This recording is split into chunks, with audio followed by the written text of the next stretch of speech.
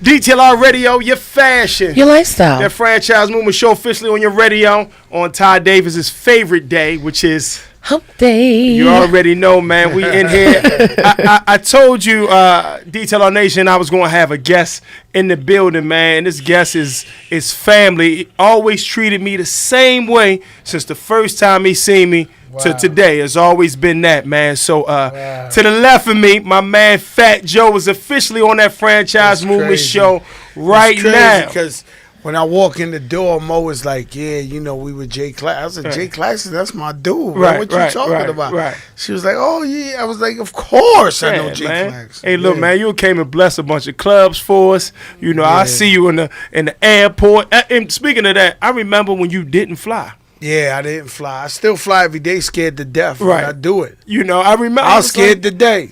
And it was a peaceful flight. Right. I was still scared. Yo, I remember I was like, man, this man didn't fly. And then I see you in the airport one day like Howard Homecoming or something. Yeah, and you was in the airport like, great, hop on a bird. You know, man, I got to do it. I'd be broke if I ain't fly. You know I was going to say, you had me missing missing some bags. That is a fact. Right. You know, you ain't securing the bag if you driving from like L.A. to New York to do a show. Right. 3 days on the road, you ain't everywhere you supposed to be. So, probably one of the best things I did. I always tell God all the time, you know, I say thank you for letting me get over my fear of flying to the point of where I'm not over it, but at least I could get on there. You know what? It's funny. My ex said something to me one day before I got on a plane, and for like 2-3 years, it stayed in the back of my mind every time I flew. You know what I'm saying? I just recently kind of got over it in the last year because we've been flying a whole lot. You know what I'm saying? But you here, man, you know, you have this new project, right? Plata or Plomo. Plata, Plomo. You know what I'm saying? And I know what it means for, what does it mean for New York City? How about, let me say that. What, the album? Yes. What does it mean for New York? I think it's bigger than New York. I think Remy is way younger than me, so let's get that out the picture. Remy started when she was 17. Right. Remy only rapped two years. She went away for 7 years, so now she's like a brand new artist. Right. Now, with that being said, Fat Joe been in the game over 20 years. Right. And what I'm finding with this album, we poured our life into it to make sure it was a quality album. But what I'm finding is the era of hip hop that is lost feels like emotionally attached to this project because they feel like, wow, somebody's in a position, they got the spotlight and is doing the kind of music we love to hear. Right. And so you don't even have to like Fat Joe. You might be a Nas fan. You might be a Mobb Deep fan. You might be a Biggie fan. You might be one of them, and you just like, damn, this is what it sounds like. You feel some attachment. I know to the project, right? I know so though, because I could see it. And the reason why I asked, man, I was really doing my homework. They said Joe's coming. I needed to do my homework, and I heard you say on another show. You said New York better feel a certain kind of way because they ain't had a project come out of New York this in a long time. And then you started saying when you were dropping before. Yeah. It was a whole bunch of other people dropping. It was me. It was Raekwon. It was Cameron. It was Rockefeller. It was this. Now it's like that's what's crazy. We by ourselves. Right. So and there's several ways to attribute that to. For one, you know, people are afraid of failure. But the thing is, we got into this business for the art anyway. Right. Right. So this is what it's all about. This poor people music. Right. You ain't even supposed to be rich doing this.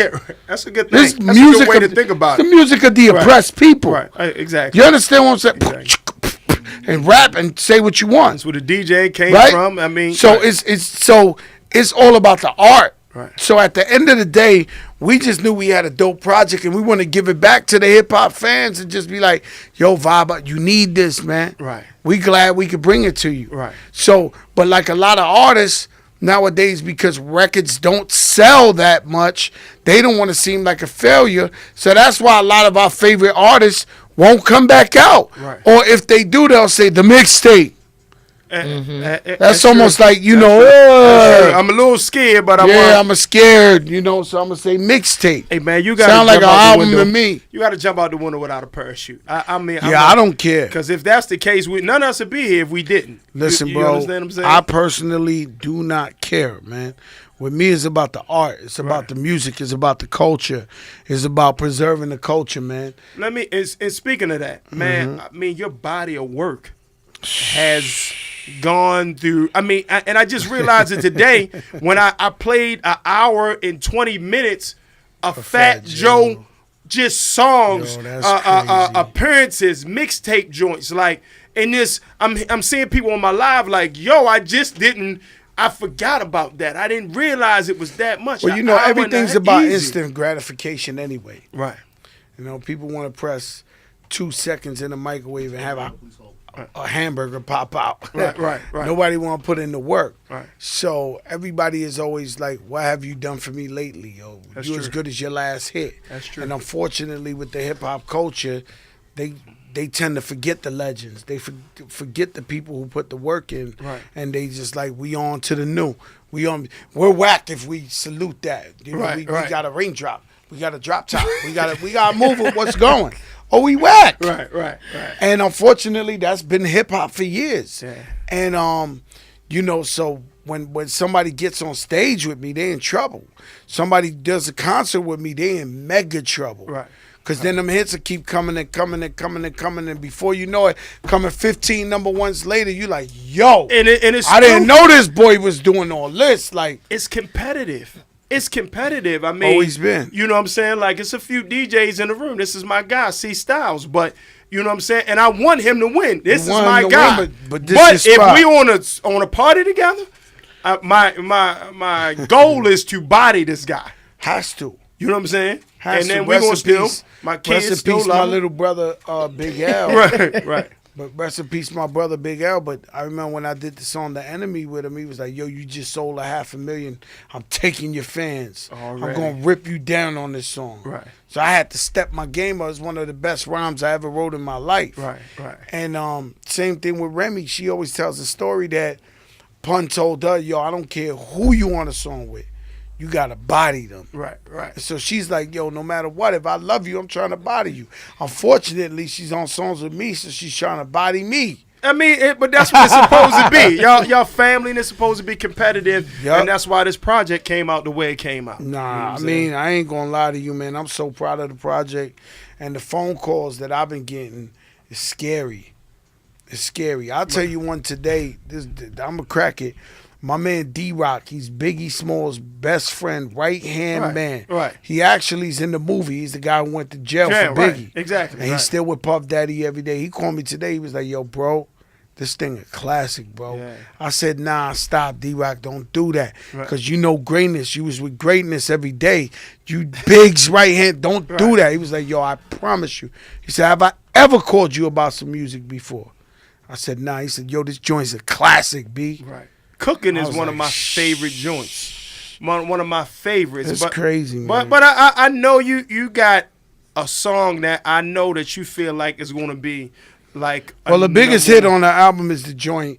Well, Money Showers is 15 in America and definitely, climbing. Definitely. But the joint with the dream, Heartbreak.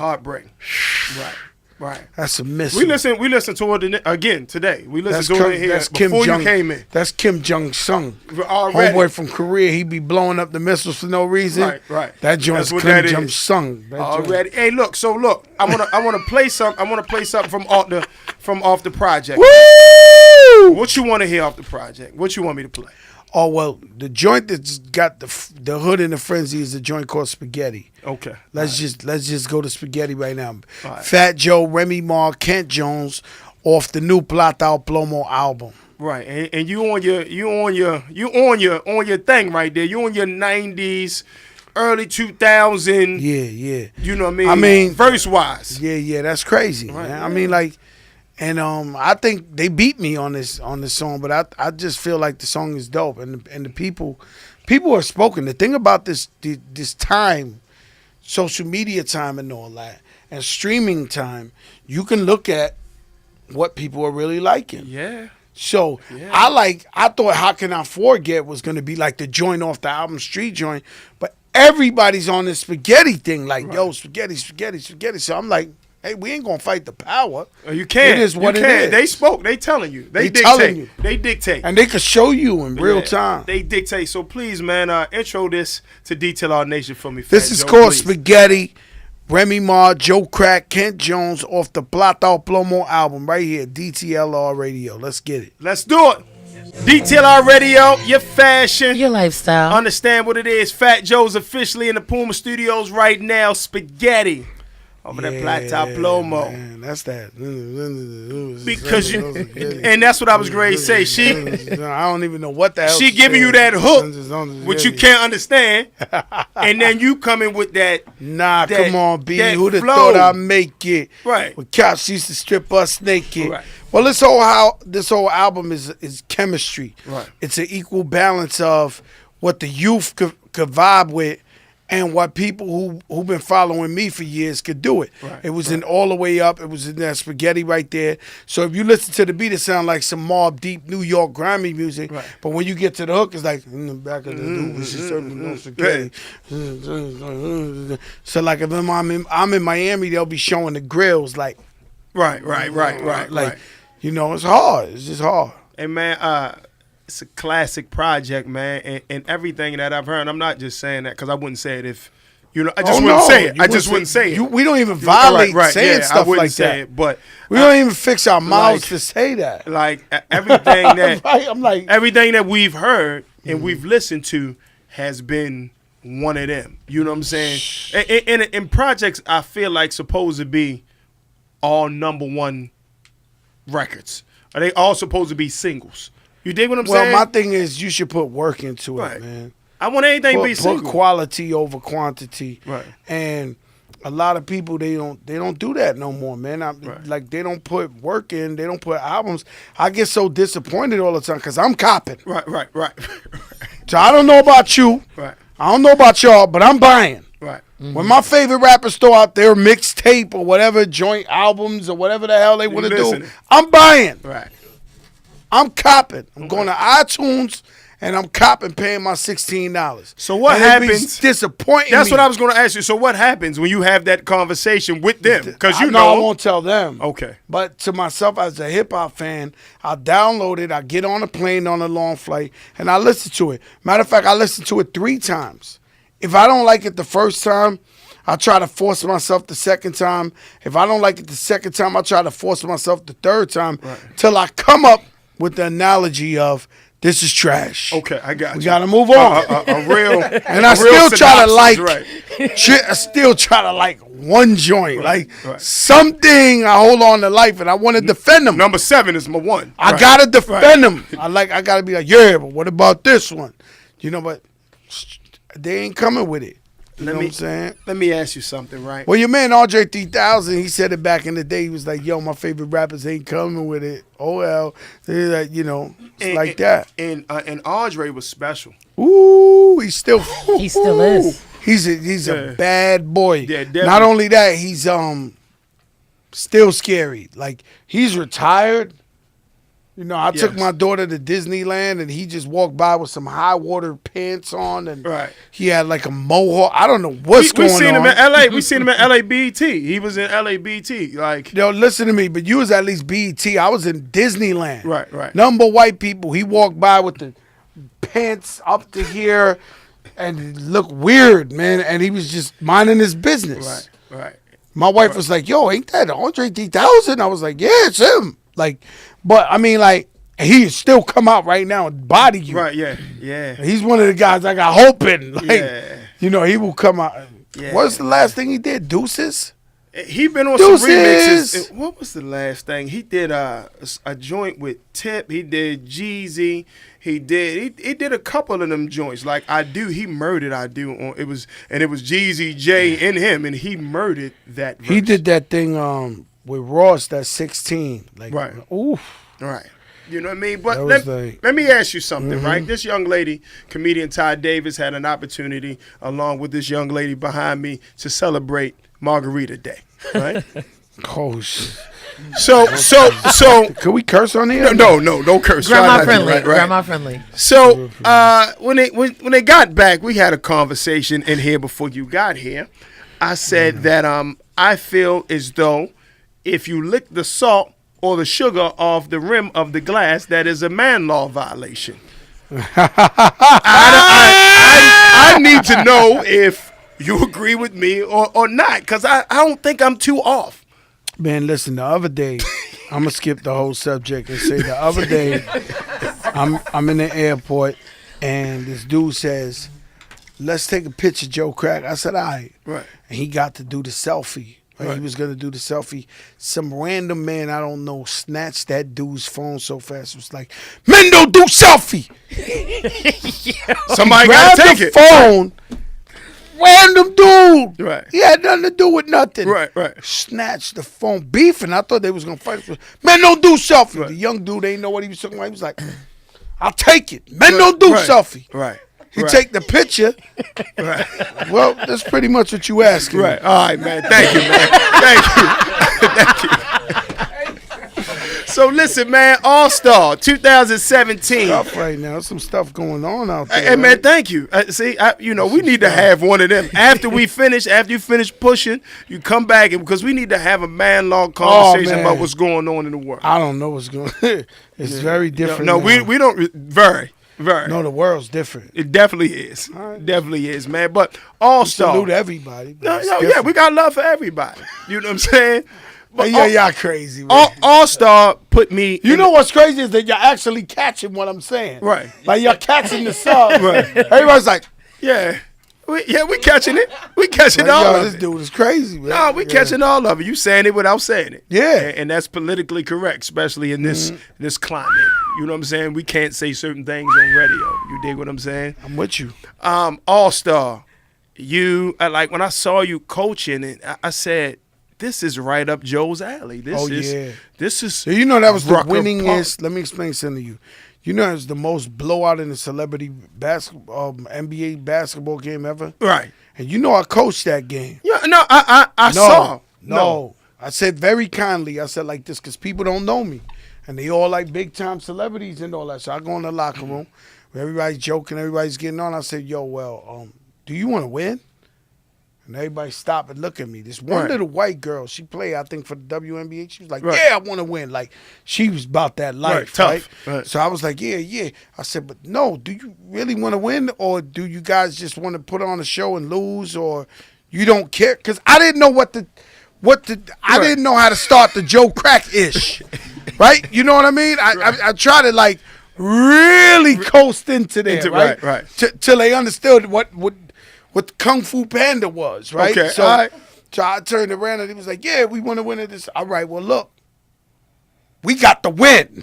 Period. So then I just start explaining to these guys like, yo, we don't play these games. Right. Until you up 30 points, I don't want to see a trick.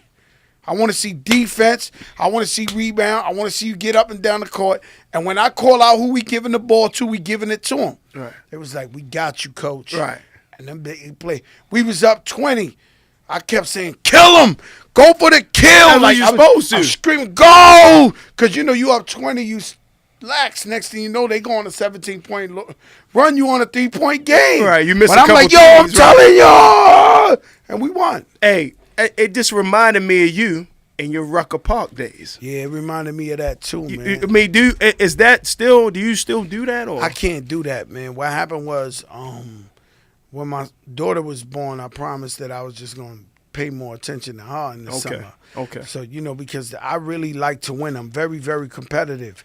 So I would stay the whole summer out in Harlem, scouting the hottest players, getting in the ground with them, chilling in their houses with them, doing whatever it took to win these games with these guys. That winning combination. I can't do that. And it ain't about no money. Right. I mean, matter of fact, you could charge that to the charity Joe Giving Back. Hey, and it's funny because I think the family tree of it is Joe Gave Back. I think people miss the fact that you say you talk about that and lean back. I don't want to. Don't ask me about. I don't want to talk about the Rucker. You know what I'm saying? Yeah, even Pee Wee Kirkin would be we ain't had to play to win the championship. Right. So and that's one of my guys too. But I'm It's one of my guys too. You know what I'm saying? That you didn't have to play to get the championship. That's my guy. Yeah, I know. And speaking of your guy, you know what I mean? Now you guys do business. Yeah, these guys threaten me. They still threaten me about that game, man. Right, I didn't think they Jay-Z. took that bad, man. Yeah, they still don't like it. They should have. If they didn't show up. They still don't like it. You know what I mean? So that I'm like, they still threaten me about that. But I'm cool with it. You know what I mean? Like you was the Rucker king. Yeah, I felt like, you know what I'm saying? I just felt like little old Joe. I spent every summer out there doing my thing. This guy's the richest guy in the world, the best rapper in the world. Look, he broke a Hall of Fame today for the first songwriter. Most beautiful wife in the world, the richest. Why I want to come mess with little old me on this court? Right. Know what I'm saying? I'm here living by myself. I took it up like, I'm with the people. Right. And boy, the people turn against you when they see Beyonce and all that on the court. Quick. They went from like, to like, Rockefeller. I was like, oh my God. Like, what's going on? And he got the dude they got to do. He looked just like you, right? He a little bit older than you. His name is Hannibal. Hannibal is the most electrifying one. He is the best host I've ever met in street basketball. So he's Hannibal, the most electrifying. And he wears this a belt. He wear a belt like he won the championship. Wrestling, right. And he be going every day. To this day, 15 years later, he be like, "What's up, boy? Boy is Hannibal, the most electrifying one." And right here, this is where Beyonce kissed me, right in the cheek, right here. This how they was coming into the games. Like it don't got nothing to do with Jay-Z. They played already. Right. I'm playing the next day. They be like, "Most electrifying, you boy." And Beyonce, you know who? She kissed me right here. The whole crowd would be like, right here. Beyonce. I'm like, oh my God. Like, the fix is in. Like. This the guy every year I won the championship. We be jumping up and down, dancing together. Boy, let me tell you. Beyonce, I was like, I'm done. Yo. Hey, man, listen, man. Before you go, I know you got some stuff, man. Plata, Plomo. Like. Hottest album on the streets, man. Yes. And then right after we done with this, we coming with Remy's solo album. Right. And boy, we gonna do some fire with that. Right. I want it to be in a whole nother level. Right. More level than this. Like this is nothing. Right. This crackhead to her. Okay. You know what I'm saying? I want her to come out.